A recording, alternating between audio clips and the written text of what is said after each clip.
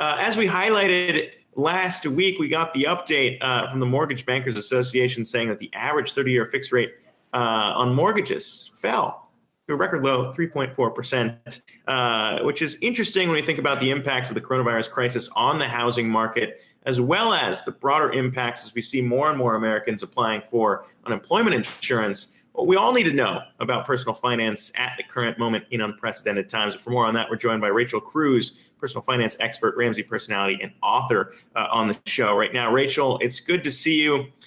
First off, just want to get your thoughts on what Americans should be thinking about housing right now, if potentially they have a little money to put to work, maybe might have been thinking about buying a house. What's your take on mortgage rates being so low right now, and how should we all be thinking about it?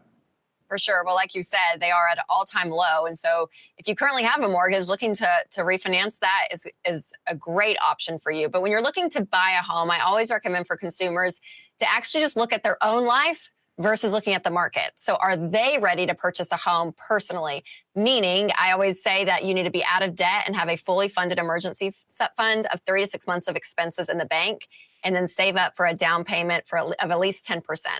So really getting your personal finances in order, no matter what the market's doing, is always my recommendation, because you want your house to be a blessing, not a curse. And if you're just chasing after low interest rates and you go and get into a mortgage that you can't afford, and then the hot water heater breaks and the air goes out, and now you have to foot the bill for all this stuff, it ends up being more stressful and more of a curse on your life.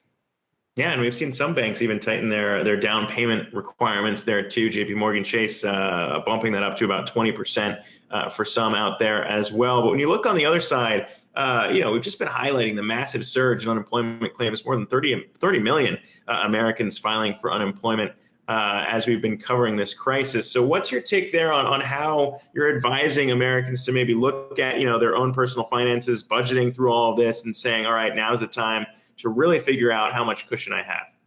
Yes, it's a really scary time for a lot of people, whether you have lost your job and your income, or maybe you just have this fear that you might be losing a job, right? There's a lot of fear in the air. And so I always say, do not make your financial decisions based on fear. Fear is a terrible financial advisor. You really want to focus on facts. So looking at the facts of what's happening. So if you have lost your job, looking to see, okay, have you filed for unemployment?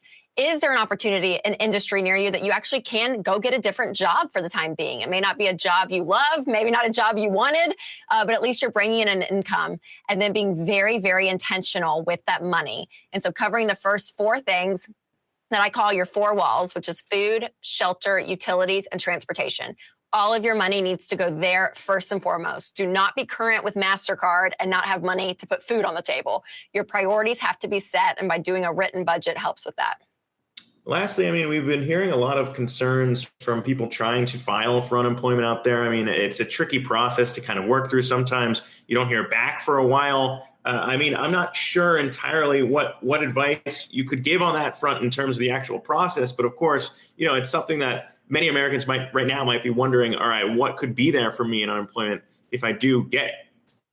Yes, absolutely. Well, I think being persistent is going to be really key in this. But unemployment for me, I look at it as a temporary Band-Aid, because I really would love for you to find income other places, whether it's 1, 2, or even 3 other jobs, that you make that income coming back for what you were making, I think is really important. And so I'm always under the philosophy, I want the power and the control in your hands, not the government's hands. So when you put your future and your destiny in the government's hands, and they don't get back to you with unemployment, and you don't have that income coming in, that can be a scary time. So maybe flip your perspective and say, you know what, if it's up to me, what can I do? What are the things I can control? And maybe that is going and getting a few other jobs just for the time being. All right, Rachel Cruze, bringing us the latest on the personal finance front. Appreciate you sharing those tips with us. Take care out there. Thanks, Zach. Hey investors, Zack Guzman here. Are you interested in learning more about the markets and getting the latest financial news? Well, then click right here to subscribe to our Yahoo Finance YouTube channel. Get the latest up-to-the-minute market analysis, big interviews in the world of finance, and information on how to manage your money every day wherever you are.